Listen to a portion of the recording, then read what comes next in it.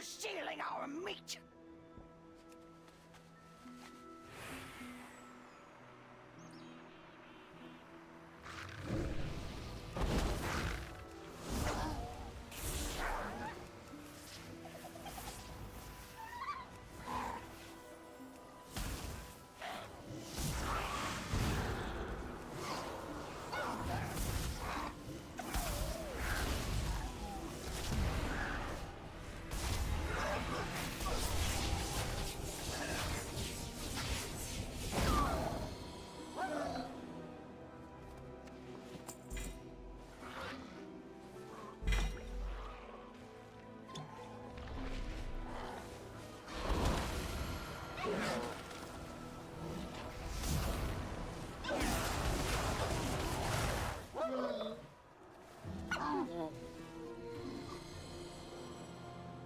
His connections ruined, and no one feels even a little bad for him at that time. During high school, he took part in the anime club, led the comic club, and listed himself as being a self-employed freelance security researcher and developer, providing a variety of web security related services for multiple clients. He even noted that he learned how to say no to a superior when something is beyond a project's scope. The reality of his situation was a lot less dignified, although he conveniently didn't list the facts that he ran a quote-unquote company out of the game's Second Life, called Darksphere Creations. But what services did Darksphere Creations provide, you might be asking? The answer is 3D avatars of furries with boobs for Second Life, all of which were listed under his in-game name, Maldavius Figtree. You truly could not make this up. But Mr. Figtree wasn't just one among many avatar designers. He was notorious, although not exactly for good reasons. Firstly, he apparently vandalized an in-game region, and soon after, he fired someone named Wingless Emoto from Darksphere, accusing them of being lazy, despite the fact this person got paid on commission, not a salary. As per the article reporting on this situation, Jason continued to sell Emoto's avatars after her departure, without paying her anything.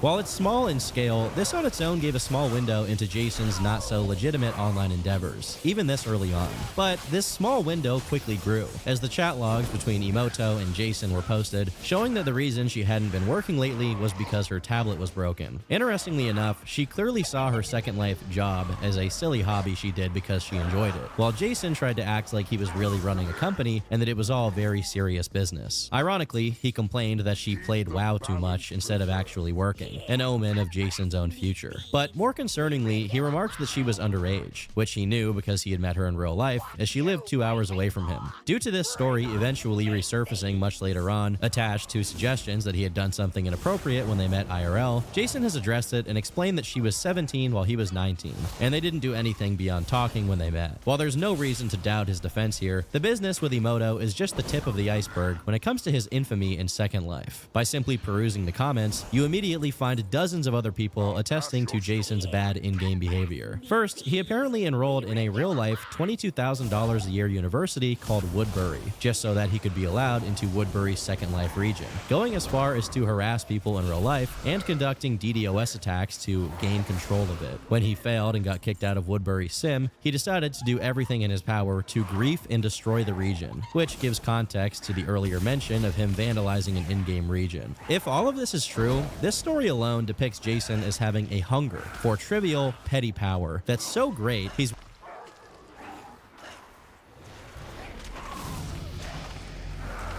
willing to spend thousands in real-life money to get it, and is completely incapable of accepting defeat. Other people point out that Emoto's avatars were actually pulling in quite the decent amount of money. And here we have the establishment of another recurring theme: Jason demanding payment and credit despite not working. First, he took at least 50% of her revenue, apparently just because he put together the storefront for the avatars she created. I say at least because, as many people have pointed out, he ran the storefront and ensured the money went through him before it got to her, supposedly for tax reasons. This means he could make up whatever the amount she was owed and underpay her while keeping the rest for himself. But if that weren't enough, he also took credit for Emoto's work, as he clearly told the Second Life related publications who interviewed him that he was the one sculpting them. Another one of the comments here read, "He wanted to be my business partner, so I took him on board. He did approximately 80 minutes of work against my 30 hours and expected to get half the cash. Then, when I complained about this, as well as being constantly ignored for 2 2 weeks, he gave me a speech. Do you know how good of a scripter I am? How much I'm worth? I make $8,000 a month from Second Life. Of course, at this stage, the alarm bells rang, and I quickly hit the delete and silence button. It's all a shame, really, especially as I had a deadline to meet, and this all reflected badly on me. You might be wondering how we got away with this kind of blatant misbehavior. Well, Jason is the son of Joey Ray Hall, one of gaming company Blizzard's most senior employees, and he apparently used this fact to issue vague threats towards anyone who might have reasons to report him. Long after his Second Life days, Jason continued to flaunt this on his streams. No, my dad didn't inspire the WoW guy from South Park. My dad is the WoW guy from South Park. He was the cinematic director for Blizzard for 23 years. He worked on the episode with Matt and Trey, and they turned him into a character. Yeah, that's actually him. While the tactic of claiming to be friends with people in the industry who can make other players' life hard may not seem like much, this was just one of Jason's many strategies to get his way. Users Warren Flanagan and LOL claimed that Jason went way beyond just taking money for Emoto's work. Maldavius was apparently quite close to his Second Life business partner in real life, at least before he banned her from his Sims, destroyed her reputation, and concocted all manner of absolutely unrepeatable lies about her mental health and her status in her profession. I refused to allow myself to believe these allegations without question, especially when she contacted me asserting that the stories were false. A word to the wise: if Maldavius calls you on Skype, chances are he has some elaborate lie to tell you that he hopes will destroy your objectivity and impartiality and bring you into his way of thinking. After I began to question this, my manager privileges were revoked, allegedly because I was never in Second Life. He banded together with a bunch of his residents and decided that I had helped people attack the sim based on who knows what information. Then he delivered the sledgehammer blow. No one likes you. The girl don't like you. Nobody likes you. I had seen this before. Maldavius used these same sort of groupthink tactics to sway the weak minds of his furry friends. For some reason, his words carry an air of authority, and people tend to believe him. In this same section, other alarming patterns begin to appear, with Jason being described as a vengeful furry who always paints himself as a victim, and a script kiddie who likes to think he's God and has stated it multiple times, due to coming up with a couple of low-level in-game scams. But most scathing of all of this is that many of his in-game scandals, which unfortunately we have almost no info on, happen to revolve around him doing not safe for work things. As it turns out, Maldi, short for Maldavius, was into being the receiving end of some yiffing and enjoyed knots. You like kissing boys, don't you? The world is a mess. While there are a good few posts mocking this on its own, only one poster claims about his work. On his LinkedIn, he describes being quickly promoted to an assistant lead and engineer relating to QA hacks, where he performed forensic analysis and led a team of security professionals to victory.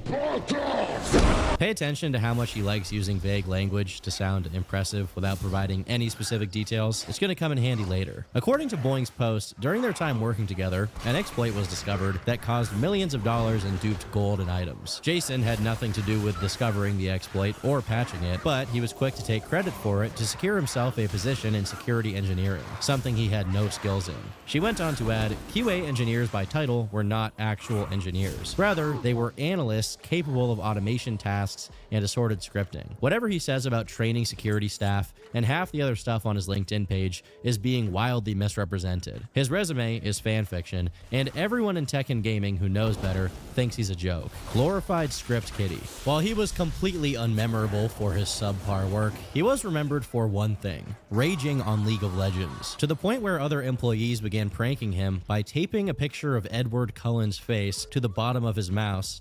7 is his handle. That is his signature at the end of this. And now let's go to Mr. Robot's Twitter. Understand that this was the only place in the world that this was listed. Mr. Robot reposted this right here. That's that same string, but what did they leave off the end? His signature. This is the same as taking an artist and removing their signature from their piece of art. They made it public to millions of Mr. Robot fans. And those people went and found all of the breadcrumbs that led after this, which led to Lost's personal phone number. He got tens of thousands of calls from fans of Mr. Robot thinking Mr. Robot was running an ARG. And I stopped watching the show as a result. And they never took it down. This would be bad if it were true. Once again, this is a case of Jason taking liberties with his storytelling. As it turns out, this lost person he's trying to white knight for here actually worked with the show as a consultant, a fact which was documented by DEF CON itself. And it wasn't even a secret. Additionally, the tweet from the Mr. Robot page is just a Caesar cipher, which is about as simple as you can possibly get with ciphers. And the subsequent ARG it leads to does not contain lost number like he falsely claimed. You know what does lead to lost supposed number though? Jason's Tumblr post, in which he publicly documented and shared the puzzle which contained lost number. Then, after sharing it on Tumblr, Jason went ahead and linked that post in his tweet and then made a video about it, further signal boosting the Tumblr post which contains the uncensored phone number. And he did all of this for no other reason than his own need to attach himself and his name to anything that may attract attention.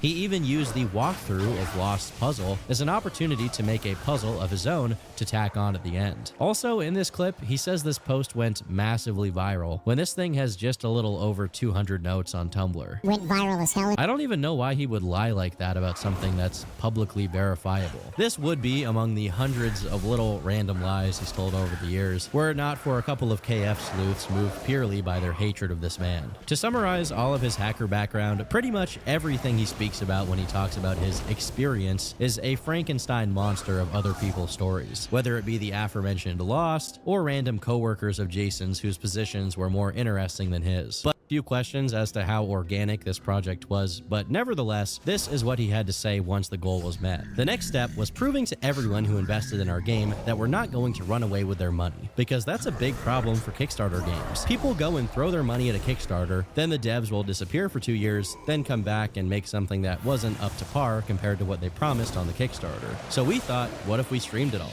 Everyone could watch us build our entire video game. Full open development. They could see every single thing that we ever do, and no one ever can say the devs ran away with the money. At the same time, the stream helps fund additional development on the game, so even though we put the Kickstarter to such a low amount, we're still getting funding to continue the process of building Heartbound. It also gives an extra added effect to where, if in the future anyone tries to come around and say we stole their idea, we have 300 episodes of video evidence showing how we made the game ourselves that no one can contest. Usually on the stream, a lot of the questions we get are usually the same. When is the game coming out? How much is it going to cost? What is the game about? I have commands I can use on stream that let everyone know the release date and all the information they need. I can drop !demo in chat and it shows them. It mitigates a ton of my time every day because we stream 10 hours a day, and during that 10-hour period, it's literally just question and answer while everything else is going on. Now, there's a lot to pick apart from this post, but the gist of it is that Heartbound is an elaborate excuse for Jason to stream for literally dozens of hours with no end in sight. Him mentioning streaming as being something to justify the low amount asked on the project is really dishonest, because even if we just use Undertale as an example, Toby never acts like $5,000 is a low amount. It's a reasonable amount for this kind of game, even if he ultimately got way more than what he asked for on his project. But we don't need to only compare it with Undertale, as there are plenty of other predecessors in this general genre that Heartbound can be measured against. Ebe, Mad Father, Yume Nikki, Aoni, all of these were not crowdfunded, and at least initially were released for free. And not to mention, these games were actually finished and released to wide acclaim, whereas the same cannot be said about Heartbound. Lastly, I really like that Jason feels the need to express his concern about the game being accused of plagiarism, but once again, doesn't mention Undertale. When he does mention Undertale, however, while he does express his admiration for it, he pairs it with a little bit of criticism of the game's code. Undertale is made by Toby Fox. Undertale is a brilliant goddamn game. It's very good. It's also coded like and that's fine. If you look at the decompiles that people have done of Undertale, you'll find that there are rooms that have hundreds of if statements checking the same value, then it sets it to 0, then it checks it again before doing anything. Meaning all of those if statements did nothing except for take processing power. There are sections of the game that show, like, oh, here's an example. All the dialogue in all of Undertale is in a single switch case statement in one object. It's thousands and thousands of cases long. Single object, all of the dialogue of the game. Hard-coded into that object. Insane. Insane behavior. But it doesn't matter. He says in this clip that it doesn't matter, that the game is coded this way because it's good anyway. But what he doesn't mention is that the real reason it doesn't matter is because Undertale is a teeny tiny 2D pixel art game. Optimization is for the birds at that point, since unless you're trying to run the game on a calculator, it's not going to be lagging and frame dropping. But honestly, I don't even think he's actually trying to critique the game's code here, as much as he's trying to use this little factoid in order to present himself as someone who's really code savvy. Sean Parker. Oh, he's wired in. That's what I'm talking about. But is he very code savvy? Due to the majority of his audience being people who generally aren't too familiar with programming, no one ever had much of a reason to doubt him whenever he spoke about code. But eventually, the code for Heartbound was actually extracted from the game, and some people who aren't restarted, like me, started going through it, only to find out that it was as sloppy as it gets. First, they pointed out that Jason made constant use of something called magic numbers, meaning that things in his code aren't referred to by shorthand names like coffee_obtained, but instead just numbers like 201. The obvious bad side effect of this is that this means whoever is working on the code, in this case Jason himself, has to know and remember what each of these numbers mean. Otherwise, he'll have to click through and find out every single time he forgets one of them. The numbers! What are they saying? The other side effect of this, although it's possible this was Jason's original intention, it indeed mentioned that he'd been using an inhaler for his bronchitis, and although beating it was tough, he was back to his normal self. What is that supposed to do? How am I gonna put that shit in there? Oh, God. Now keep in mind, his audio going out may just be compression to prevent his audio from being too loud, but the way his voice is crackling sounds a bit like how Formant sounds when you use auto-tune. What is that supposed to do? How am I gonna put that shit? Obviously, he's not auto-tuning his voice to any particular note, but what he could be doing is using an auto-tune based software like Throat, which can make your voice deeper without necessarily changing its notes. Outside of digital alteration, I haven't seen many people point this out, but it just sounds like he's trained his voice to sound more like that. Ever since then, he has cemented himself as a staple of the YouTube gaming community, and despite not being a huge channel per se, he's earned people's respect in kind of a similar way that someone like Angry Video Game Nerd has. Oh my god, it's Bugs Bunny! An OG of the community that has never switched up. With this reputation in mind, Ross pledging his allegiance to the cause of opposing games as a service was significant. To put it in layman's terms, games as a service means the companies that develop games have the power to completely eliminate a game from existence and prevent anyone from keeping it alive. On initiative. I can't back this, dude. I can't. It is too goddamn vague. I really like how he answers his own critique with the private servers thing, but then calls it a caveat, as if it's some kind of far-fetched concept. Allowing users to run private servers has been done since the 90s. It's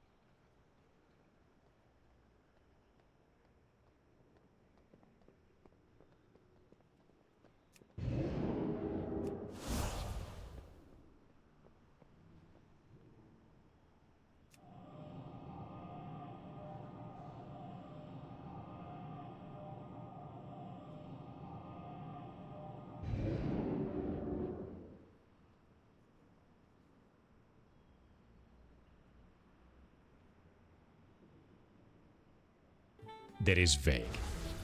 And it's going to lead to government overreach because the government doesn't understand how the hell games work. They don't understand how the internet works. They still can't even get a grasp on loot boxes. This is not new. And you're handing them a weapon to start walking through the games industry indiscriminately attacking things when they don't understand it. This is a bad direction. Can they change it? I hope so. But here's the thing.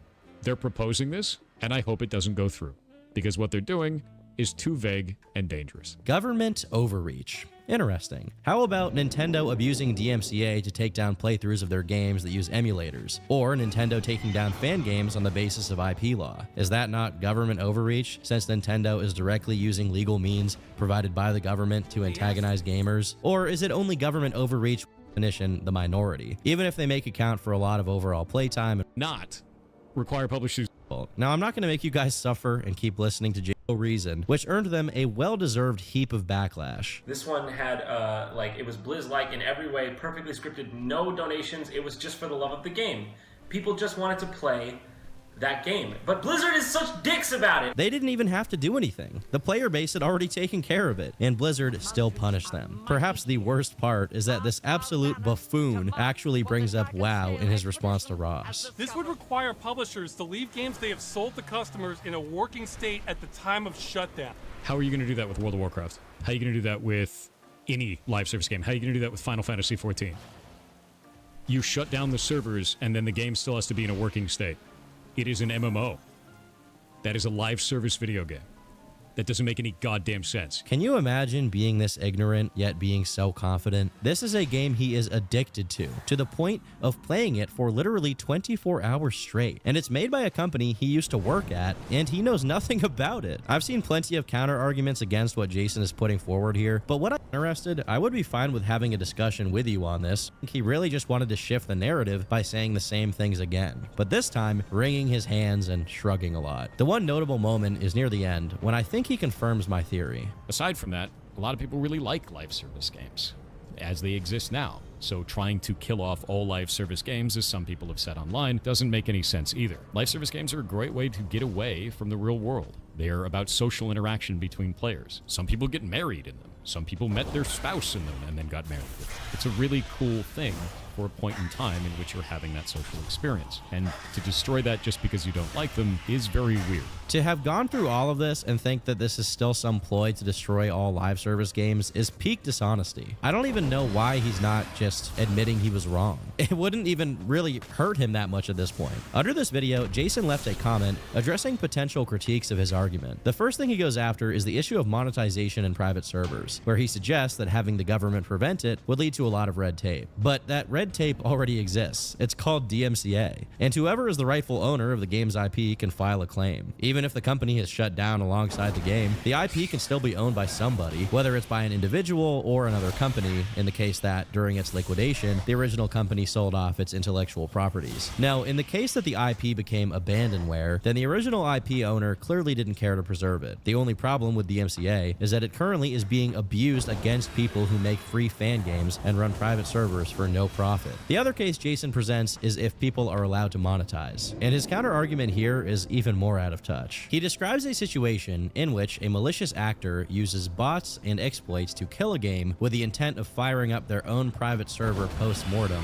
to profit off of the game's demise. This is silly because if this malicious actor can profitably run a server of the game, wouldn't it be vulnerable to the same botting and exploits that destroyed the game in the first place? And if this malicious actor can prevent those exploits, can't the company who originally owned the game do the same thing in this scenario? As a matter of fact, isn't it the obligation of a company who provides a live service game to do everything in their power to keep their game intact? I think it's pretty obvious how this hypothetical breaks down on its own, but somehow Jason thought this point was so brilliant, he made an entire follow-up video dedicated to explaining it. The other points aren't nearly as deserving of coverage, just more gallivanting on Jason's part to make him seem like he knows more about this topic than anyone else. Ross eventually tried to communicate again, justifying his cynical stance on why politicians would pick the initiative up, but much like his previous attempts to get through to Jason, it yielded no results. Even in his follow-up video, Jason continues to be dishonest about private server practices. How many of you have felt negatively when an MMO dies?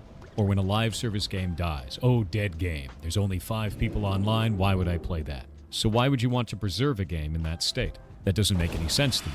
You want to take down these live service games, put them up on a private server, and then play it with a couple of people. You're not bringing it back at its height. You're not taking a snapshot of what the game actually is. You're making it limp on in a way that doesn't make any sense. That's not preservation. Except that it does make sense, because the aforementioned private WoW server amassed over 800,000 registered accounts, with peaks of 150,000 active accounts in a given week, and over 18,000 concurrent players before it was shut down. Is that a pathetic snapshot of a dead game too? There are AAA live service games being released right now by legitimate companies that can't get 18,000 concurrent players. To give Jason credit, he does acknowledge that there are some private servers that are successful, but he then proceeds to shut it down as not a solution because it opens devs up to abuse, as if he had already established how that would necessarily be the case. It opens up a route for abuse of the developers. So that is not a solution. Hi, my name is Jason Thorhall, also known as Pirate Suffer, and the other day I put out a video called Stop Killing Games, saying why I would not support the initiative.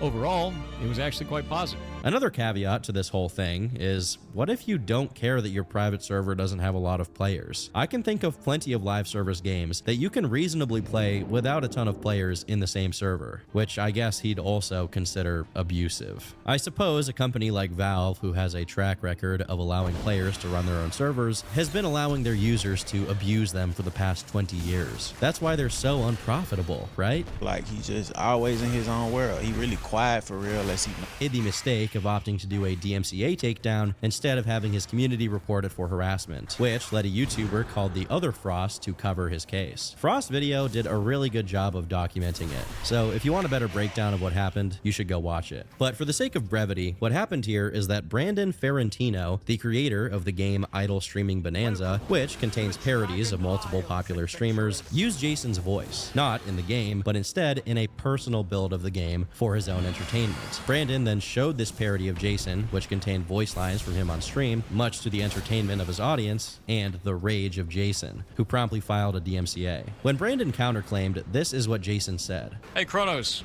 we have to file a legal complaint against that dude earlier. We're going to take you to court. You're going to lose. You cannot use somebody's likeness or voice in any way inside of your games without their permission. It's a really stupid thing to do. Incredibly so. So I'm going to send this over to Kronos now because he is a lawyer in copyright law. That is his job. Welcome to the Finding Out timeline, bud. There are two things that Jason is lying about here. Firstly, his voice is not actually in the game, and secondly, Kronos, his stream mod, is not a real lawyer. As it turns out, when you're a full-time LARPer, you attract people like you. And Kronos somehow LARPed well enough to convince Jason to try and take Brandon's game down from Steam, despite his voice not actually being in the game. Unfortunately for Jason and Kronos, a real lawyer was peeved by the situation and offered his services to Brandon, free of charge. The lawyer's name is Mario, and this is what he said. The DMCA you issued was unlawful. You should review the demand letter we sent with an actual US attorney, not a person from Britain who is not admitted to practice law. Basically, this Kronos guy did complete law school in England, but at least at that time, wasn't licensed to practice. In a Substack article from Frost about this, he displayed several Discord messages exchanged between Kronos and Brandon, where, despite Brandon clearly explaining Jason's voice wasn't in the game, he just sticks his head in the ground like an ostrich and acts like he doesn't understand, repeating that the Twitch clip with Jason's voice was evidence that there was a build which violated DMCA. Reading these DMs isn't necessary, but it's pretty funny to see that Kronos has the same habit as Jason of pretending like he's way more formal than he actually is, down to calling Brandon Mr. Ferrantino over Discord. When Mario started talking to Kronos, however, we see a radical shift in tone. So here, Mario says, "I'm going to demand you immediately withdraw, or I may seek damages under Lens v. Universal. That is not a threat. You are not correct, nor should you be dispensing legal advice as to the 14 days being an absolute shield to liability. I will send legal correspondence. I do believe my conversation with you is at an end, as you are not an attorney, nor does it seem you are authorized to handle a legal matter for Mr. Hall. I will direct correspondence to him directly." And then Kronos says, "We will be withdrawing the DMCA once we have prepared the documentation to do so. We then need to email this to Steam, the platform to which the notice was filed. I do not know what their process is on their end. I recognize you will be sending a letter to Mr. Hall and will inform him accordingly. It turns out we are not in the finding out timeline. Or maybe just Jason is. When the legal correspondence came to Jason, he didn't respond. So Mario followed up with more correspondence, prompting Jason not to admit that he was wrong, but instead to make a tweet making up an excuse as to why he withdrew the DMCA. The DMCA was absolutely not unlawful. We filed a DMCA in response to the developer claiming that he put my voice in his video game in a playable build, and he showed evidence of this on video via a Reddit thread. We took down the DMCA notice as he reached out and stated that he would be voice acting the lines instead. You're spreading misinformation in a bias form to generate views. We've handled this through the legal route as is appropriate. In this same tweet, Jason uses the same clip from Reddit of Brandon playing his personal build as evidence that this was a published build, when again, it wasn't. Much later on, Jason made another statement on the situation, this time in the form of a comment under one of his videos addressing all of his recent controversies. But nothing new is really said here. As for all of the other instances of people's videos on him getting taken down, to this day, he maintains that he is not responsible for it.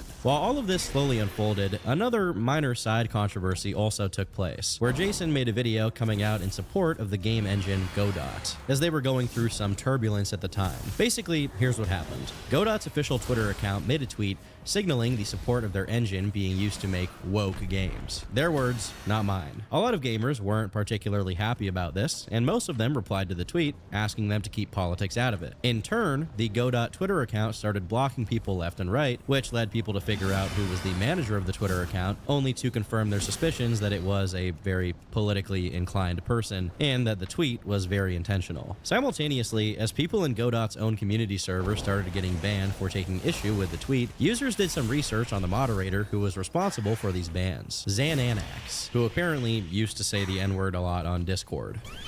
You and I are not so different. The one caveat to this aspect of the story is that the server that Xananax modded for was not technically official, although it was frequently linked on Godot's own website as if it was. So for all intents and purposes, the server at least used to be Godot's community server. While the situation already didn't look great, the Xananax messages forced Godot's hand to apologize for the woke games tweet, although they maintained that the Discord server the mod was in wasn't official.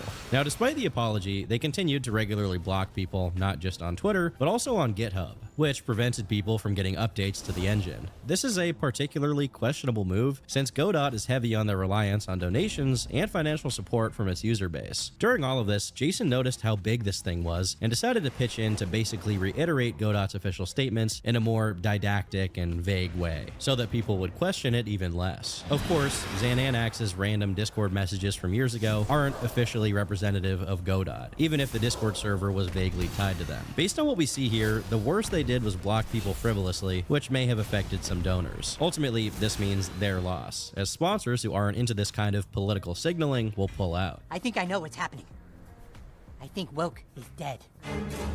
Leading him to make this passive-aggressive tweet about it, followed by him suggesting that the entire guild was ganging up on him and being toxic. The news about this made its way back to Ross, who was still trying to promote Stop Killing Games, and this is what he said. If you're against Stop Killing Games,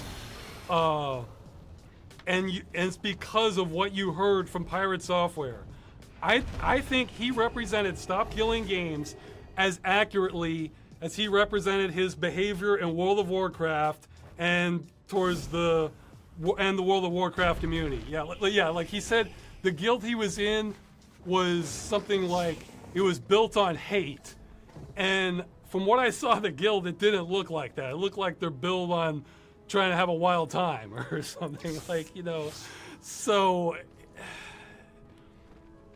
yeah, I guess one thing that is a little frustrating on my end is that there seems to be very little cross connections between people realizing what he did in World of Warcraft versus realizing he basically did the exact same thing earlier in Stop Killing Games.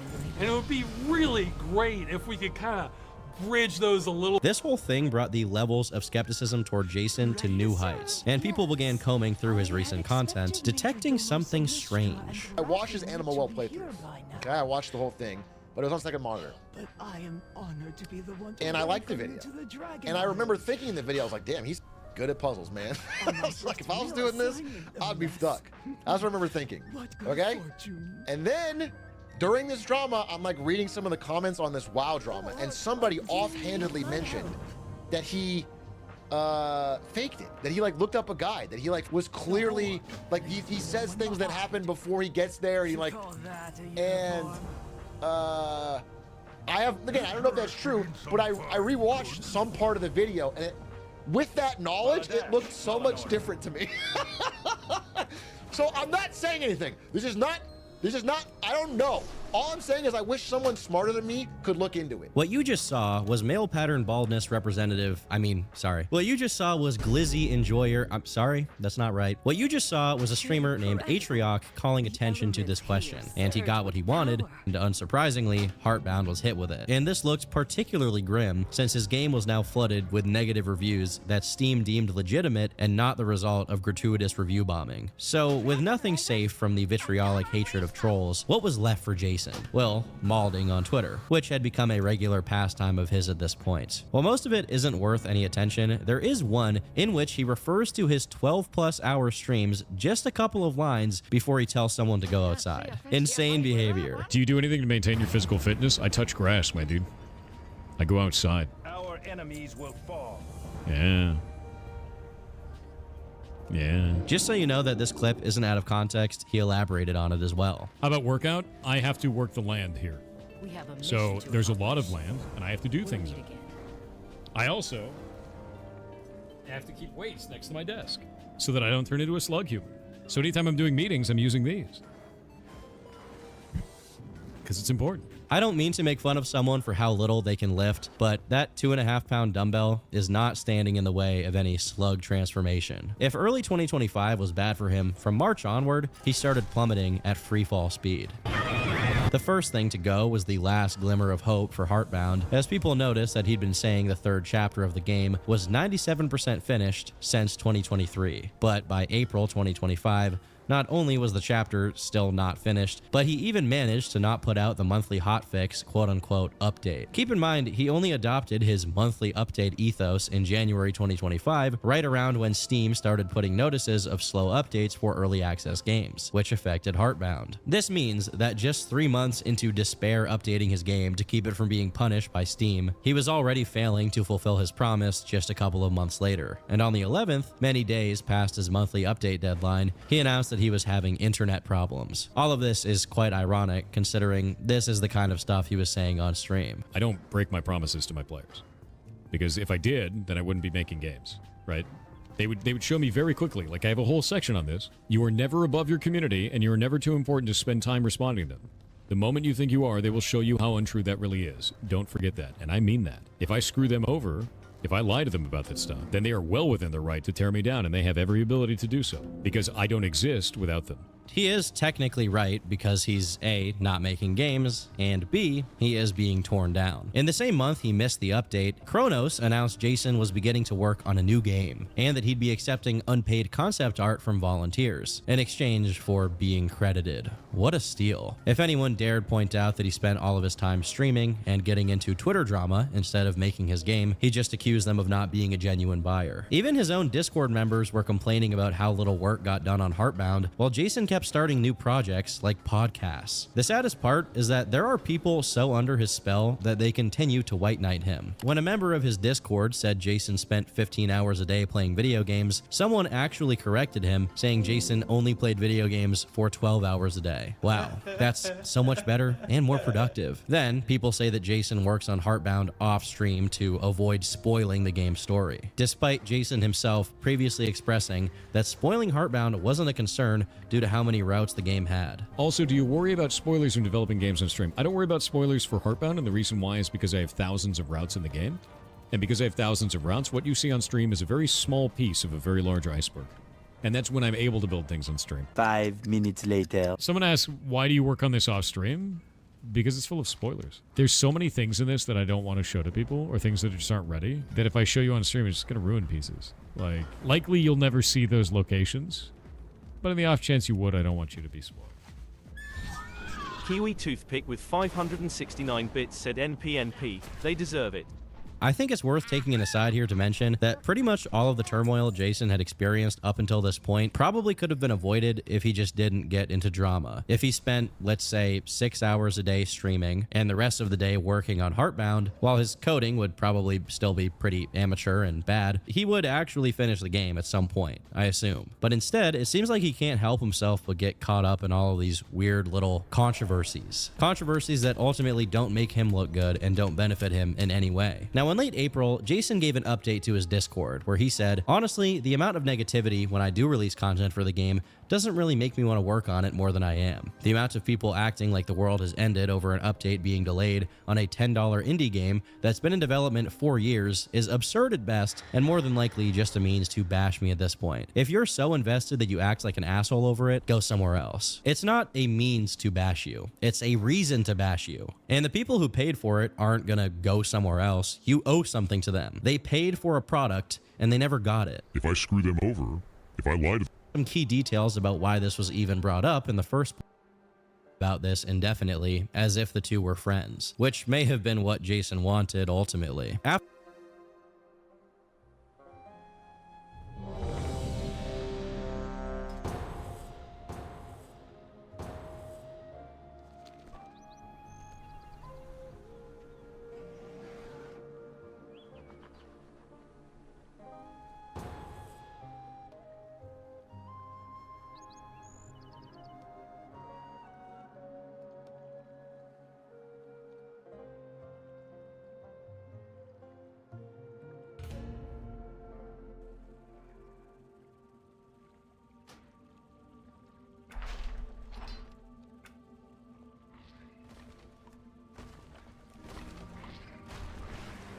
Alex Straza charged us with protecting the life pools from the Primalists. I pray they have not infiltrated too deeply. Ensure the eggs are safe and eliminate any threat on these sacred grounds.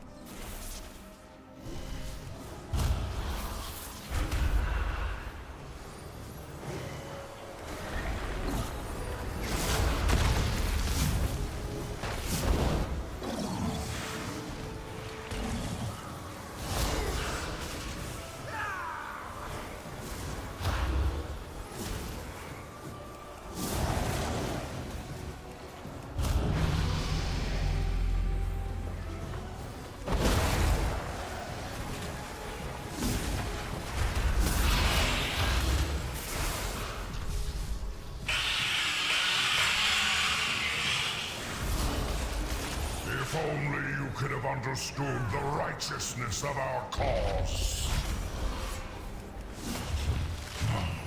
Such a pointless death.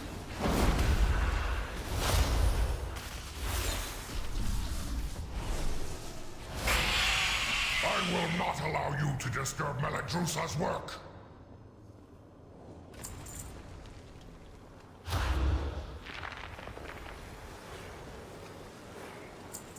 My allies sacrificed themselves so that I could return these eggs to their natural state. You will not interfere! Ice, consume you!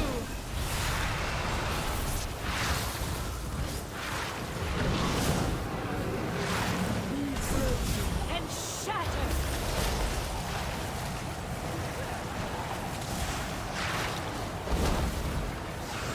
I am sorry, but I need your strength, little one!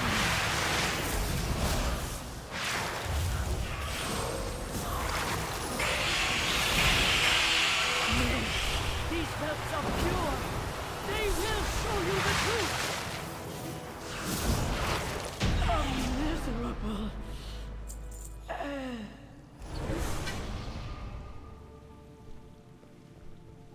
Good work, champion. Now that you have secured the pools below, I require your aid above.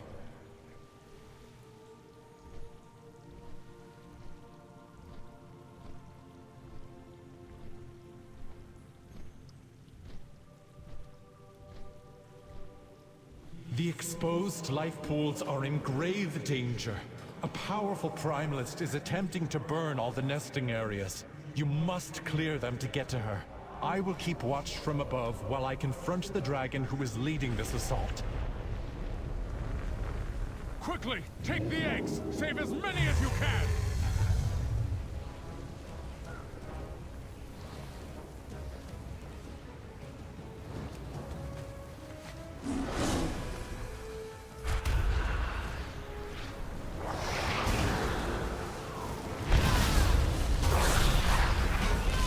Well done. You have secured the first pool. Now see to the others.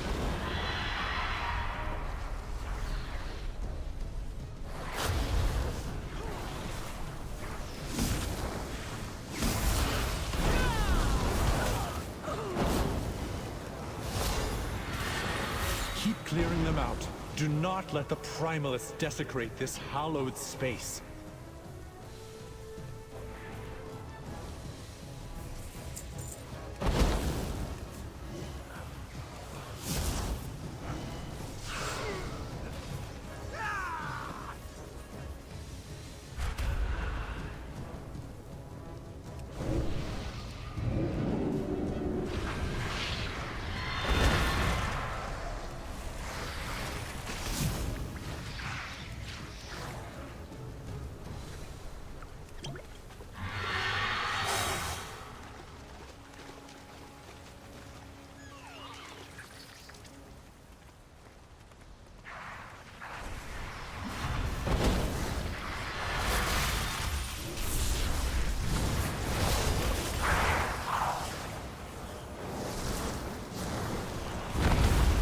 You are almost to the master of these minions.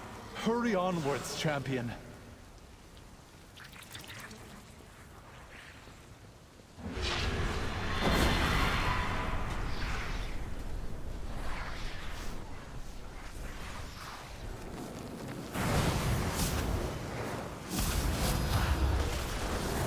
The last pool is safe.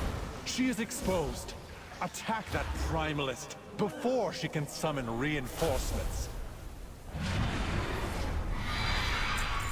I will honor the sacrifice of my allies and burn through you myself!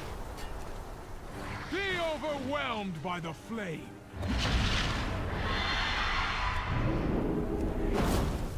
You cannot escape the heat!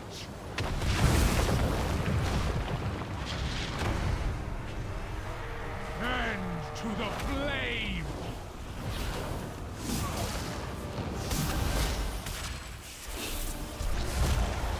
Fire, consume my enemies! Just out too soon. Vile monster! I protected these life pools. No!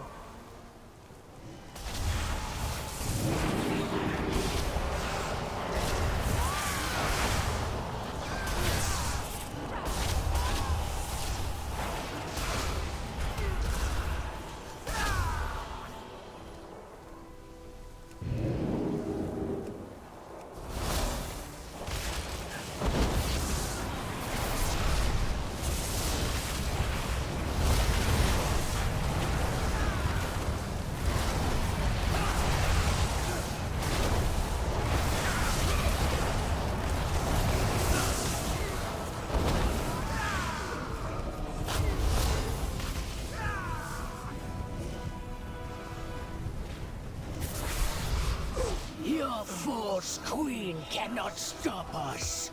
We are the truth.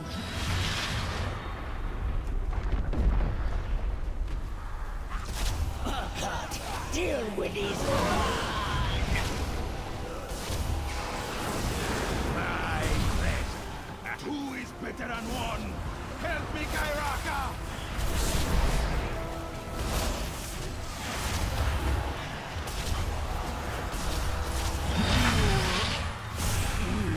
Gone.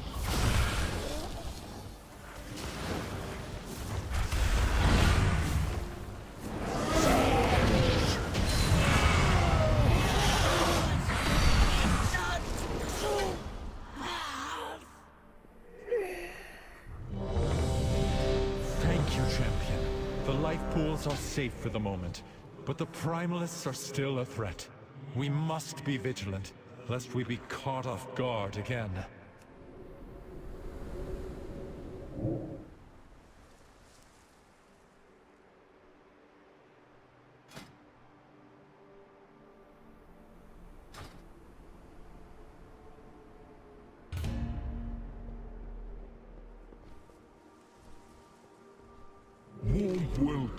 champion.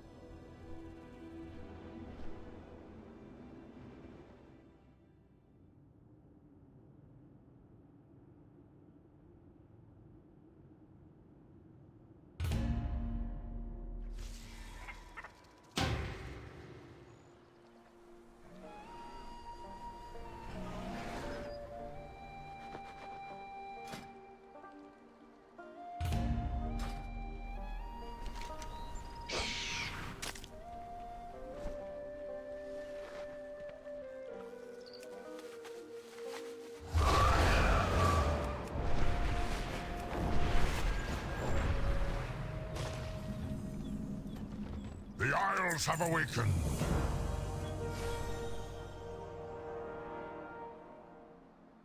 Guard against chaos. For the take this life bloom with you as a sign of good faith to the Centaur. Its healing qualities will serve them well. Hold, outsider. You trespass on Maruk land.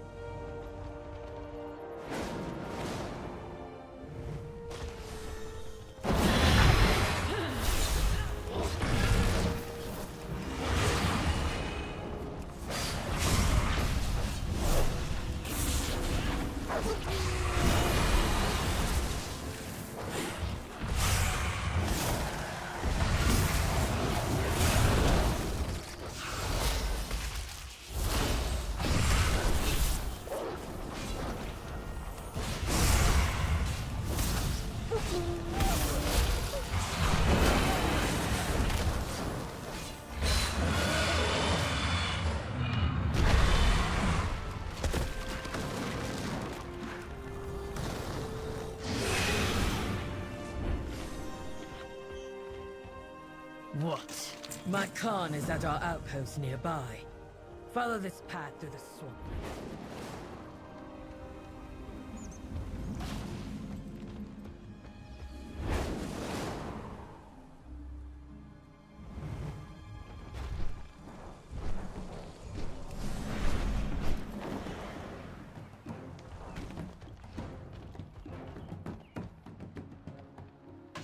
Are you good? Welcome. I have a story for you. Hold your dog.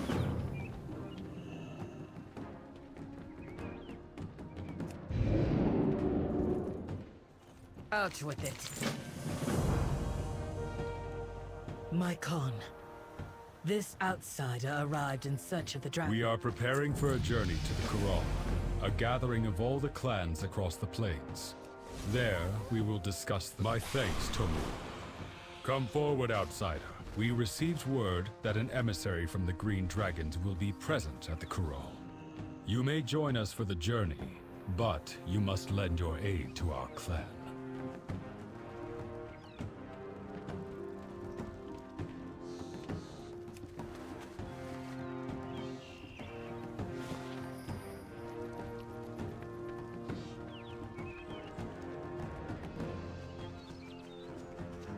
I will be the greatest hunter this clan has ever seen. Show me your hands. Wow, I've never seen someone like You wish, Aru. Which one of us killed their proto-drake? I bet we can outhunt you. I will outhunt both of you.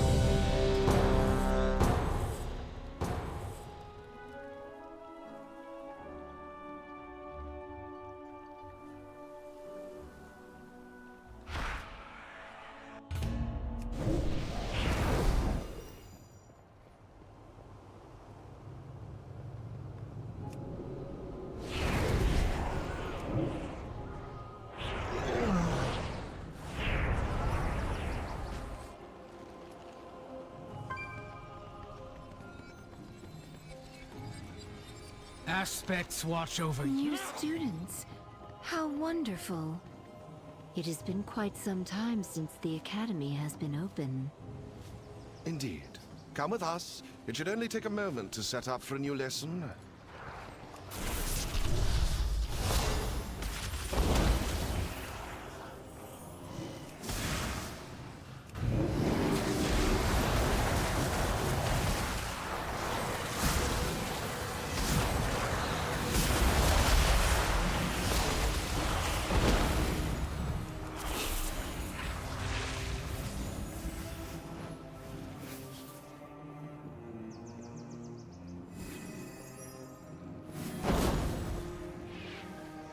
Please excuse the mess. It has been quite some time since students have been here. I'm just putting together my lesson plan.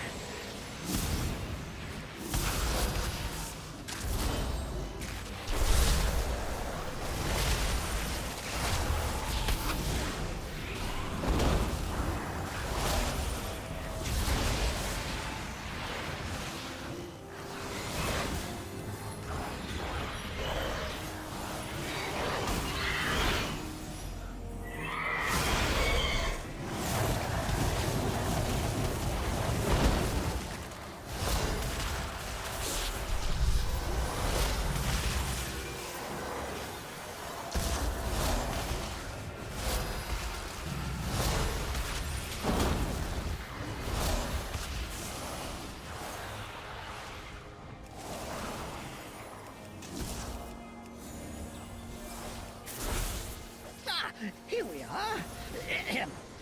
Long ago, members of the Blue Dragon Flight accidentally overloaded an arcane elemental and created a powerful construct named Veximus that quickly started to wreak havoc. The Blue Dragons battled Veximus fiercely, attempting to prevent it from absorbing stray arcane orbs that could allow it to grow further out of control.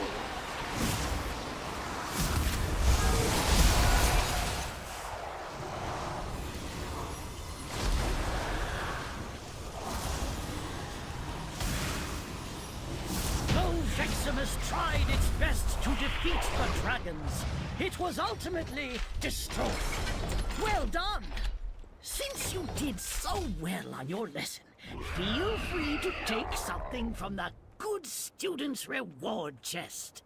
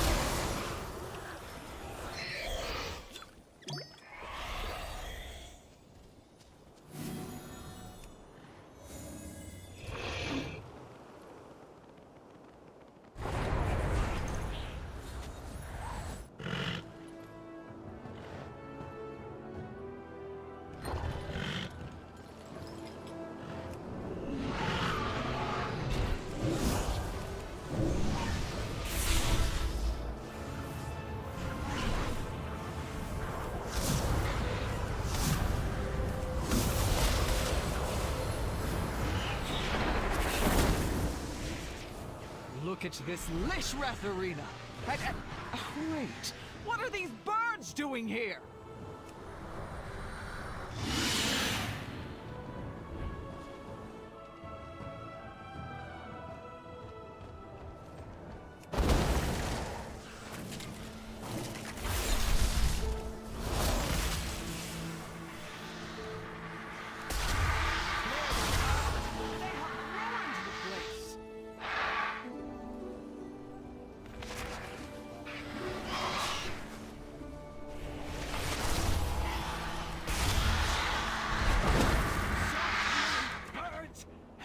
get rid of them.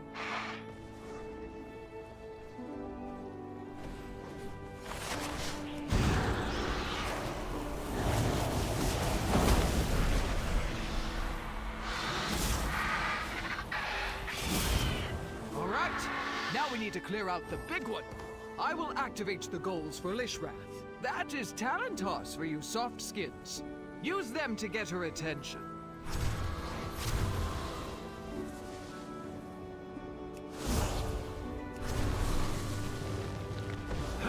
At least we know that works.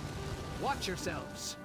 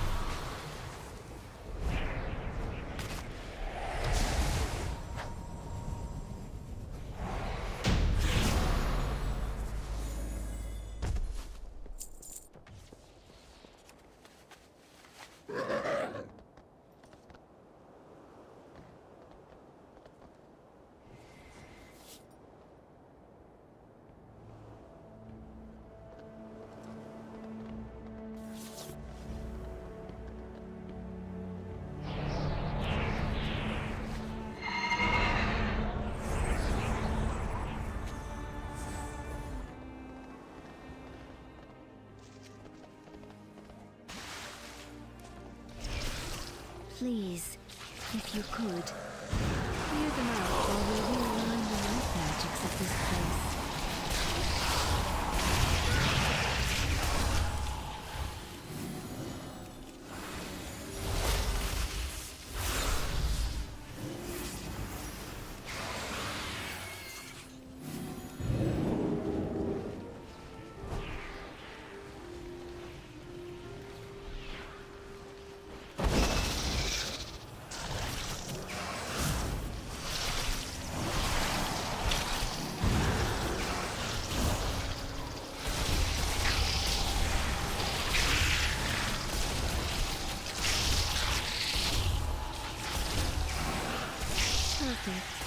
We are just about...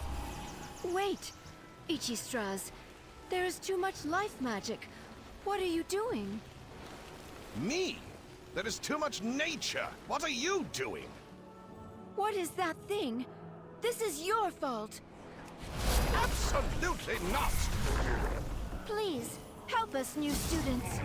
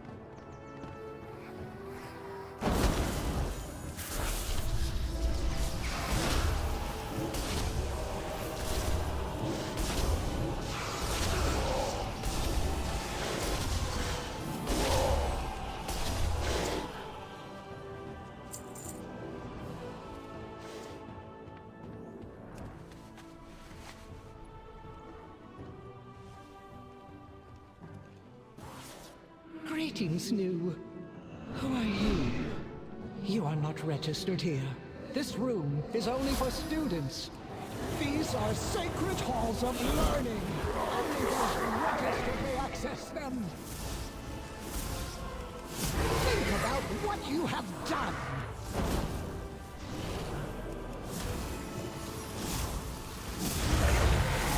Demerit points for you.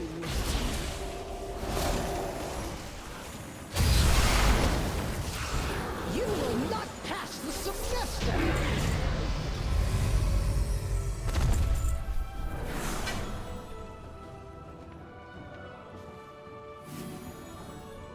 Oh dear. It seems the parameters I wove into my out-of-office spell were a bit, extreme. Thank you for all your help in getting the school ready.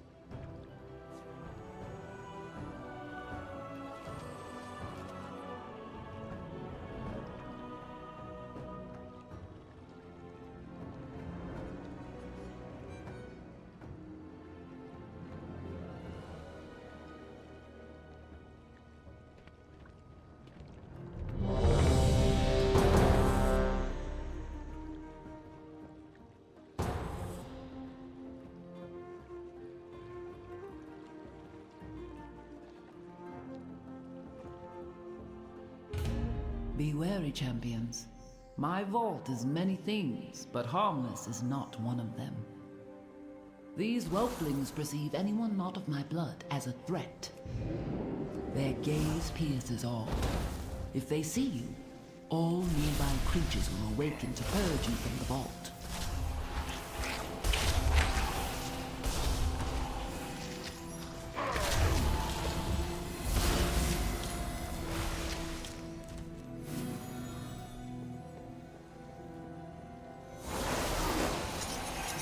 The Sundered Flame have been delving into my vault. They do not understand the dangers within, nor the powers they meddle with.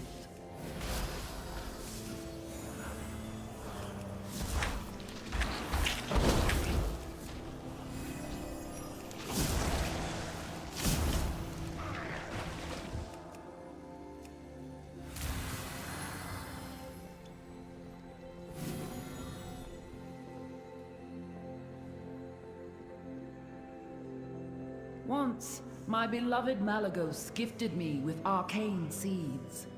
I planted them here. A little garden from him. It looks as though it has grown wild over the years. I will need you to prune it.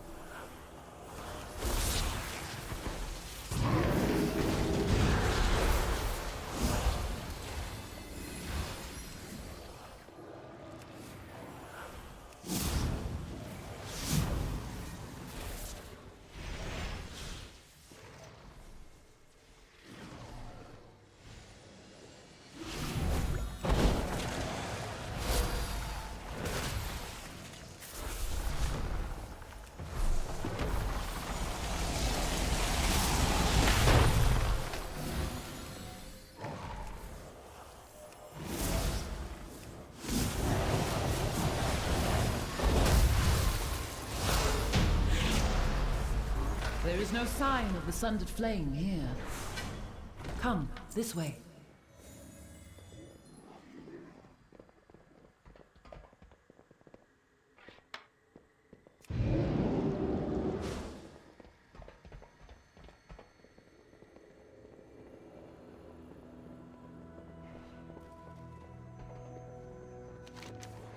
The location of my vault was chosen to harness and make use of this powerful ley line. While a marvel to behold, I am unsure of what effects it will have on your mortal form. Do be on the lookout for the growth of extra appendages.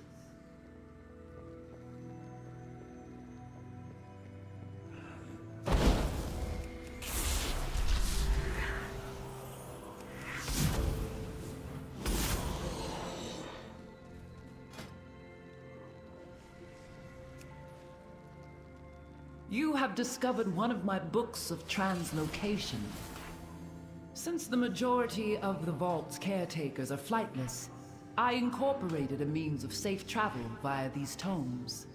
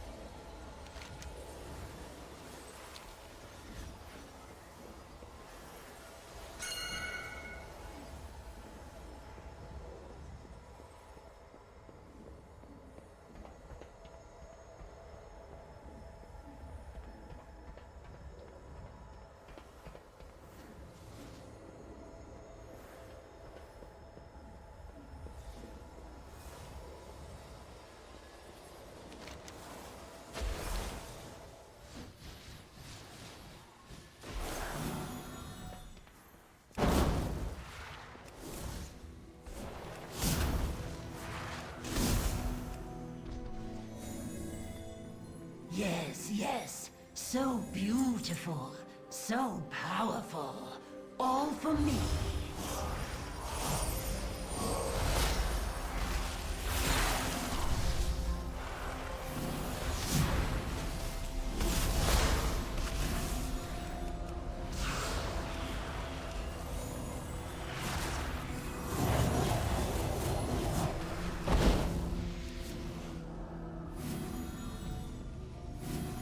No, no, no! Mine! It is all mine! Me! Take care of them! Slash you! My magic!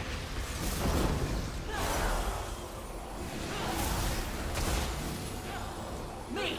Take care of my treasures! Poor Azure Blade. I do not blame her. I should have thought of her before I left. This door... I sense a breach behind it. The sundered flame must be this way.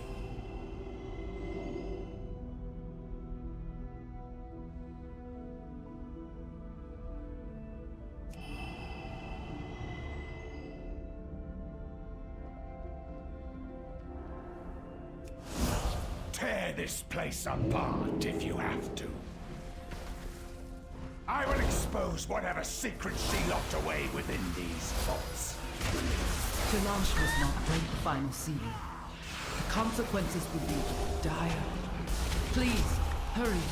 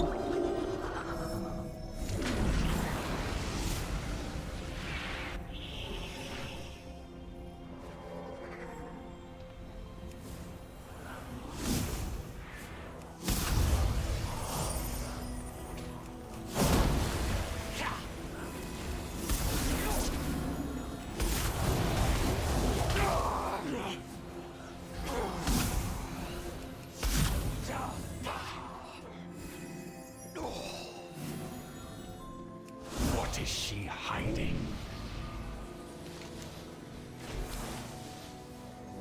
Did she send you? Enough! Ice cold!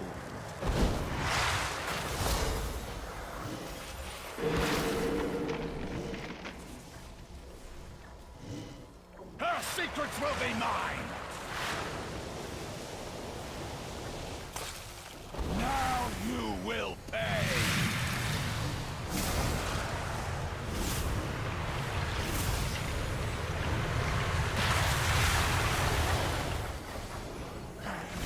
Ice cold!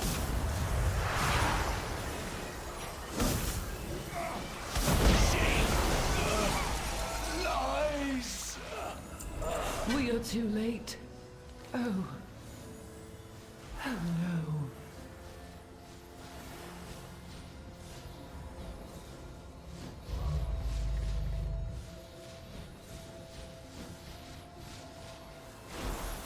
My agony is yours!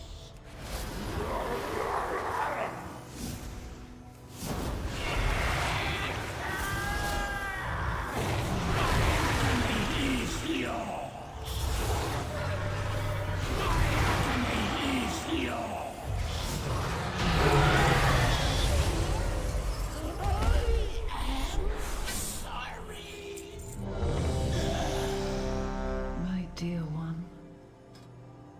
He knew that wild magic was dangerous, but he meddled with it anyway.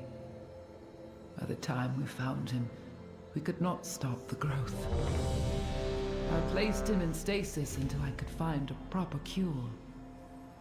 And then... I was gone. Champion, you did what was needed.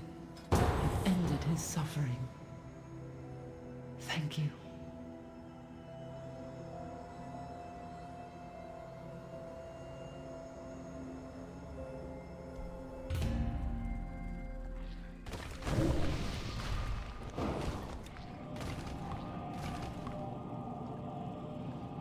Alex Straza charged us with protecting the life pools from the Primalists. I pray they have not infiltrated too deeply.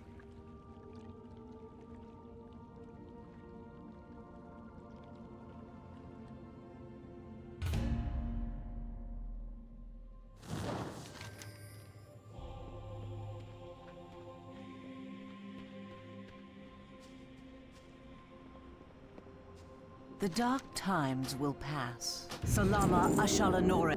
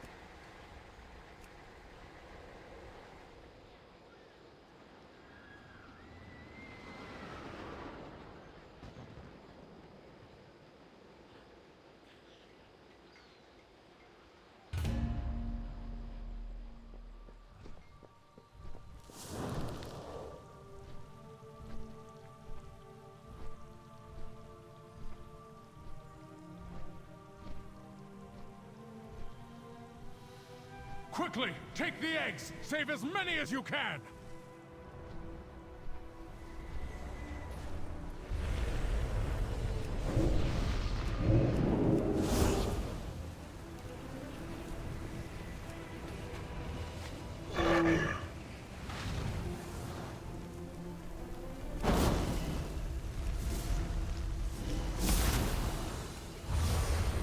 Well done. You have secured the first pool. Now see to the others.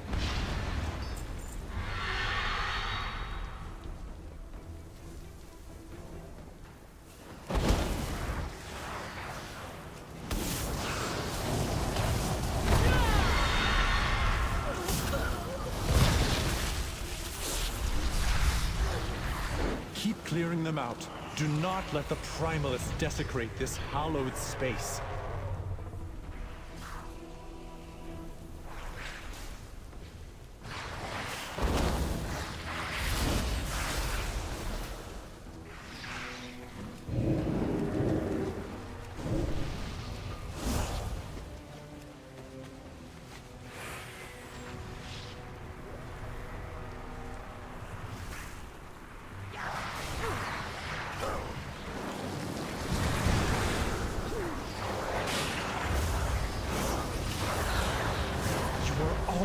to the master of these minions. Hurry onwards, champion.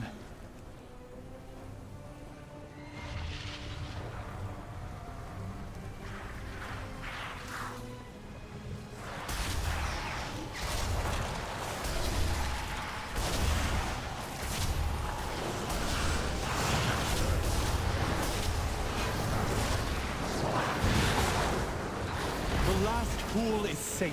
She is exposed. Attack that primalist before she can summon reinforcements.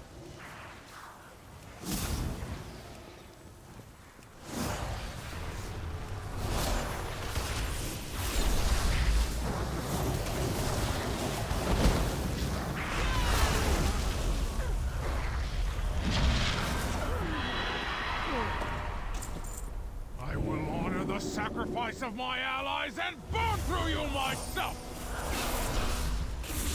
Be overwhelmed by the flame!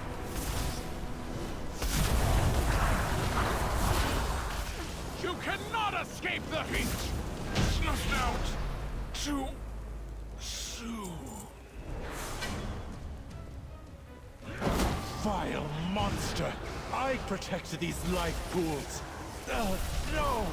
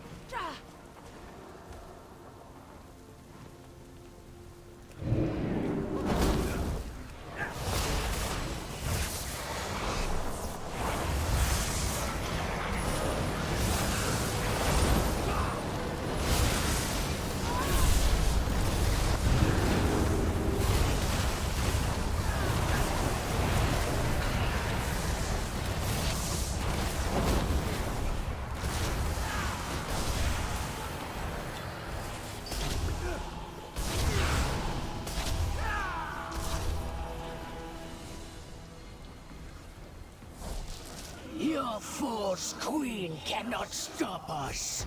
We are the truth.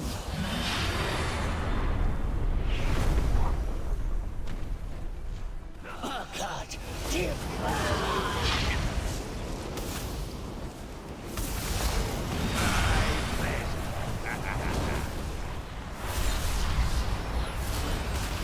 Who is better than one? Help me, Kairaka! Go!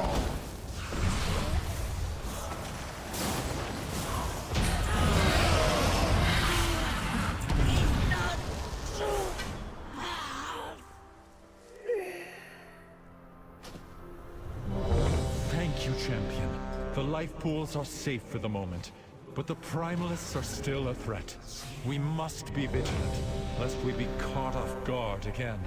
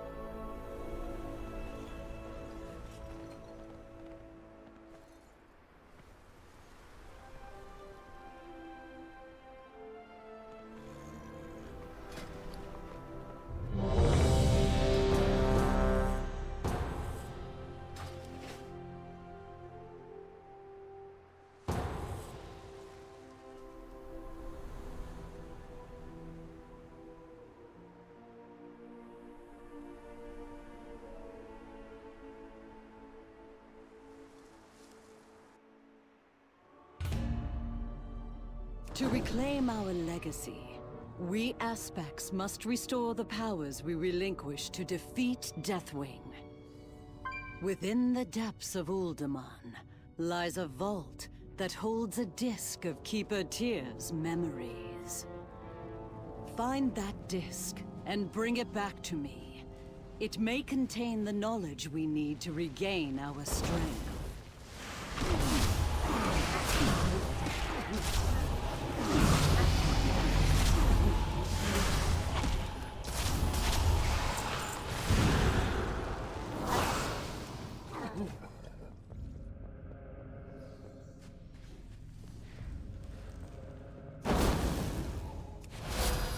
What's this? Intruders here to take our riches, I bet! Have we found any witches? We've been digging down here so long, I can't even think straight. No one steals from us! Time to teach these lunkheads a lesson! I have a quiver full of swords, and I know how to throw them! They call me the Skullcracker!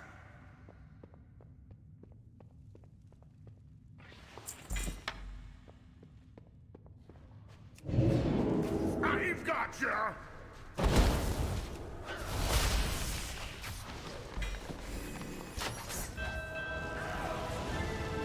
Now the party's starting!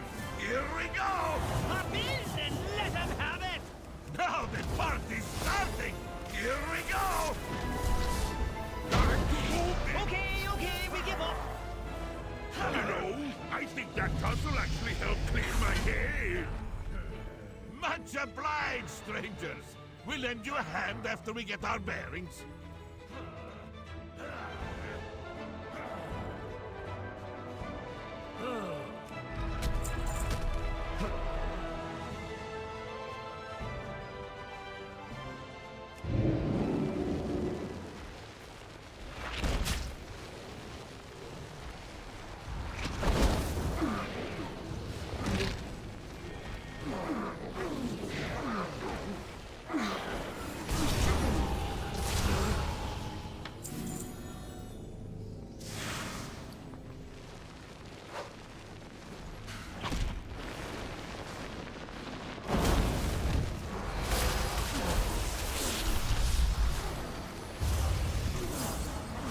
Frogs! Fight for your chief!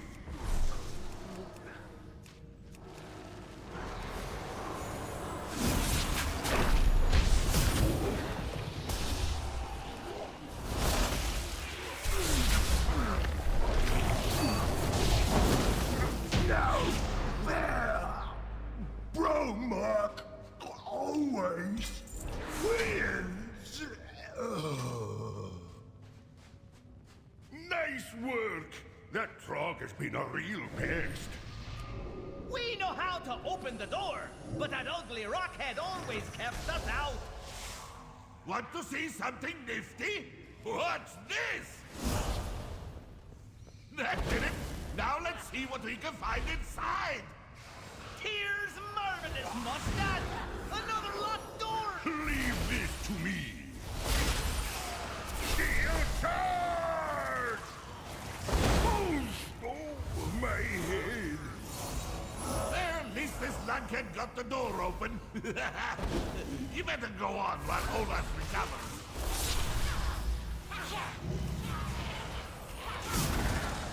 Halt!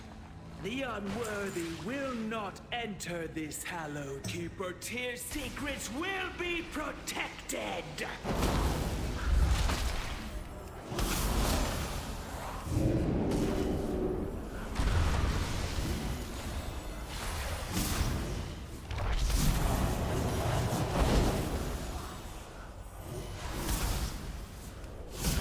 His memories are not for you. Some kind of library. Hey, what now? All I see are books. Maybe we can find a few treasure maps. We'll have a look while you go on ahead.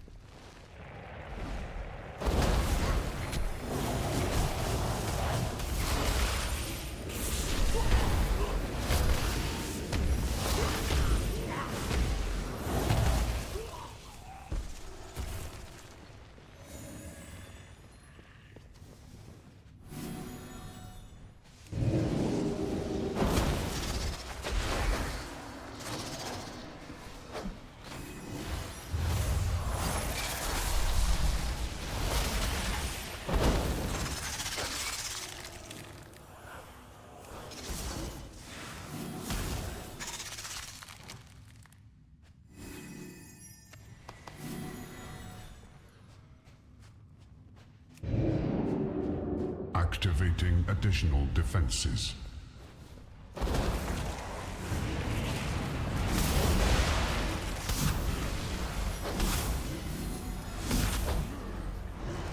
Enemy marked.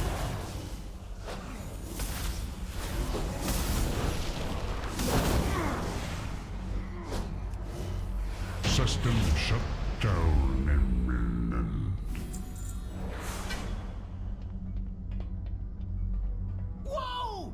Look at all of this stuff! The heroes. You can keep searching for whatever it is you folks are after. Yeah, we're calling dibs on this room. Safe travels all.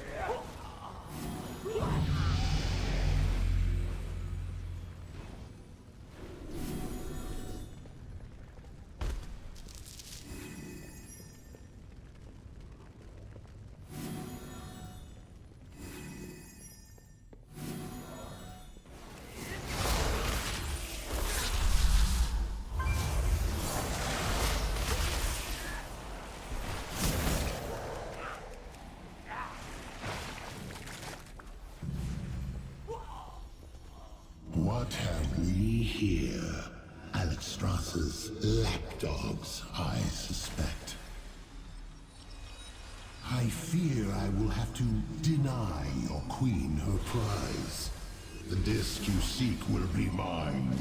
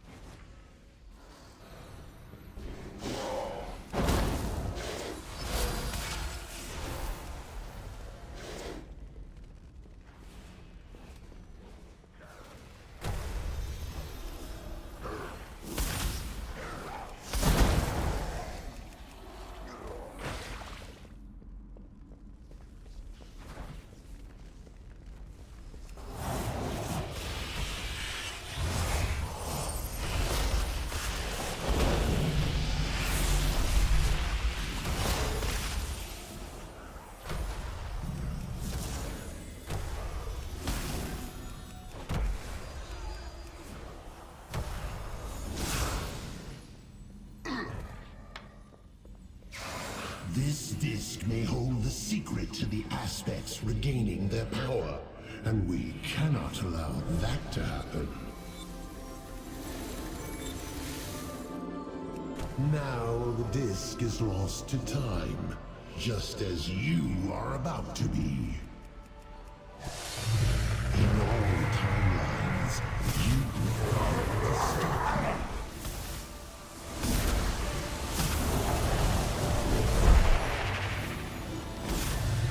Lost in the sands.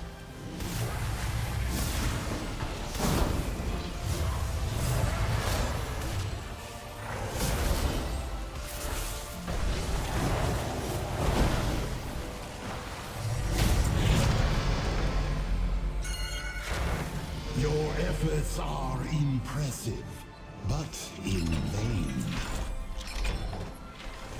The timelines are converging. There will be only one aspect, and Murasana shall be infinite!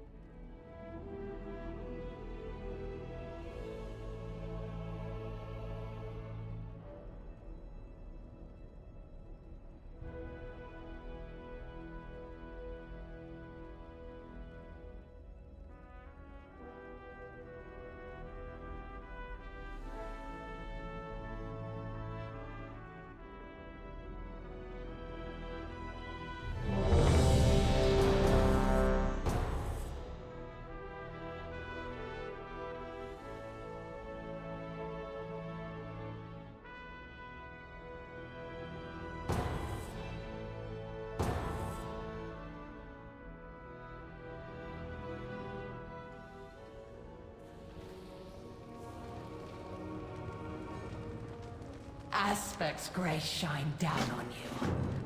I have lived to see them return.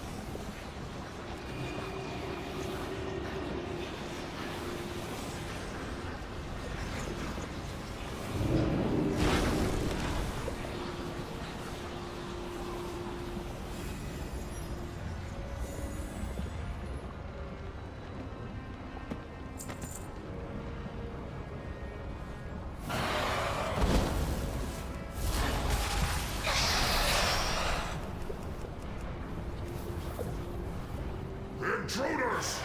Where have you come from?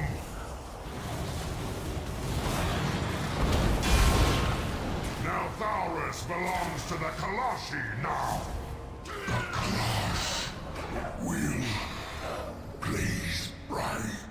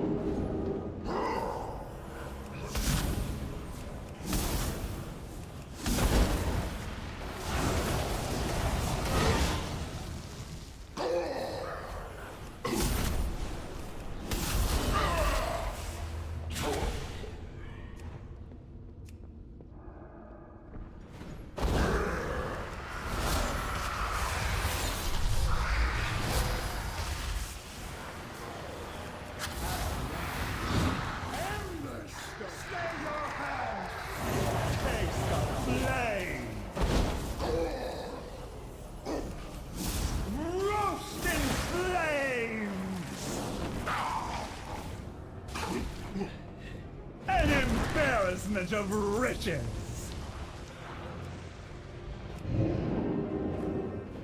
Come forth and consume! Royal!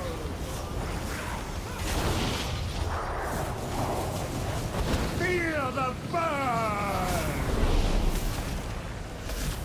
A fire burns all!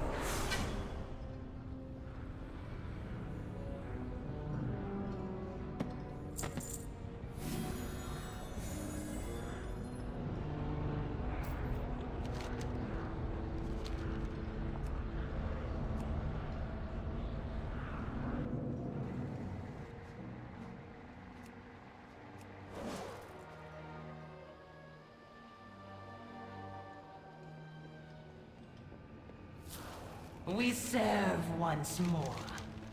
May the flights protect us.